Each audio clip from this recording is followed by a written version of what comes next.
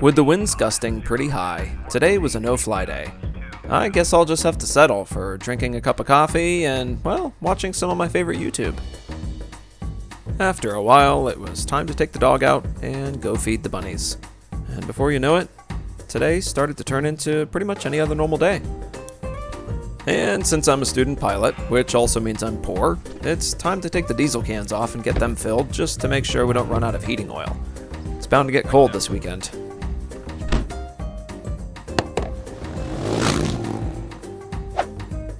One of the biggest challenges that I've faced as a student pilot is money.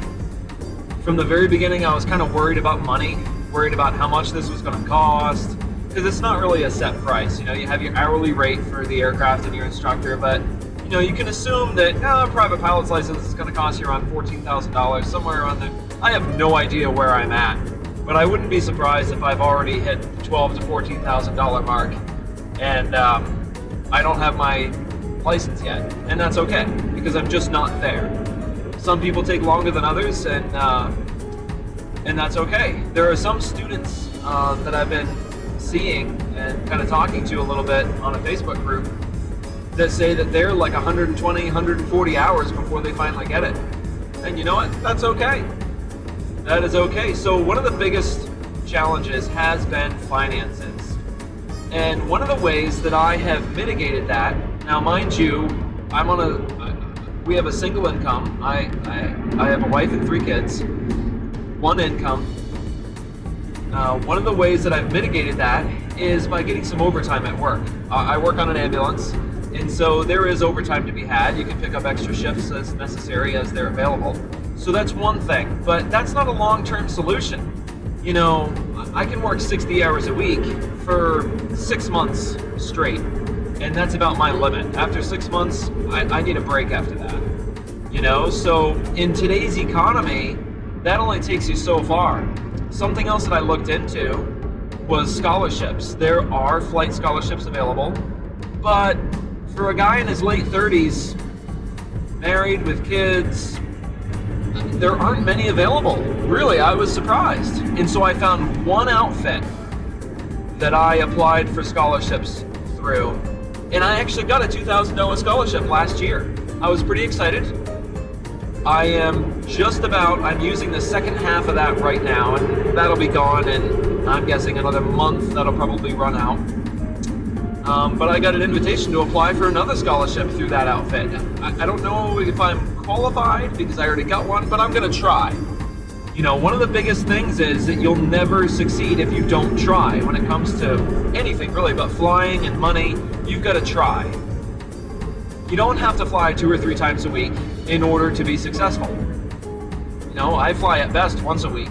Sometimes I've gone a couple of months where I couldn't fly at all due to weather and money and aircraft maintenance and all kinds of things. I just keep going. I am a post-solo student. I soloed at about 28 hours.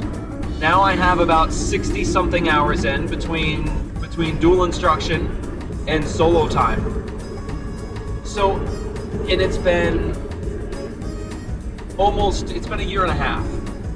So, I mean, a year and a half and 60 hours is 60 hours. I mean, if I hadn't tried, it would have still been a year and a half later, and I would have been at 0 hours. So trying is important. You know, I haven't put us into the poorhouse, although we are going today to get some diesel to put in our oil tank, to stretch it a little bit, to make sure we don't run out.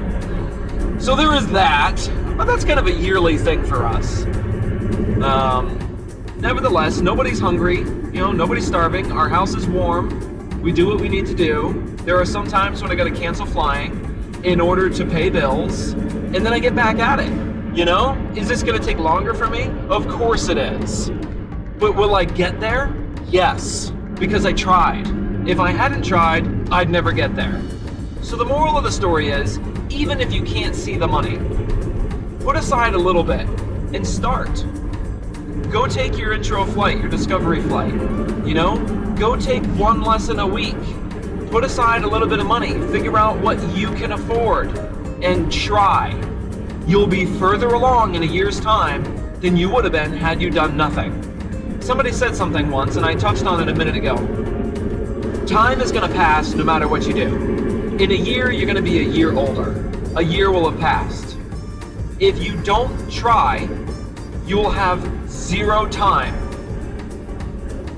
As a student, you'll have zero flight time in if you don't try. If you do try, you'll have more time than you started with in a year's time. You'll be that much closer to your goal. When will I complete my private pilot? I don't know. But that's okay, because I'm working towards that goal. One of the hurdles that I'm overcoming now is building up my comfort level flying solo. Everybody is at their own speed. Some people have no issues whatsoever, and they just blast right along, and as soon as their skill level is at a certain point, they go off and they do their cross-country time, and that's fine. My skill level is perfectly fine to do cross-country. It was fine to do cross-country 10 hours ago, but my comfort level isn't there yet, and that's important. That's just as important as skills. You want to make sure that you have enough comfort level doing these things so that you can be safe. You could think of comfort level as a skill. Anyway, so that's what's going on. Those are my struggles, and those are some of the struggles that you might have. But the fact remains the same, that if you don't try, you'll never get anywhere. And if you do try, you'll get closer every time you try. No matter what, you'll get closer. Ta-da!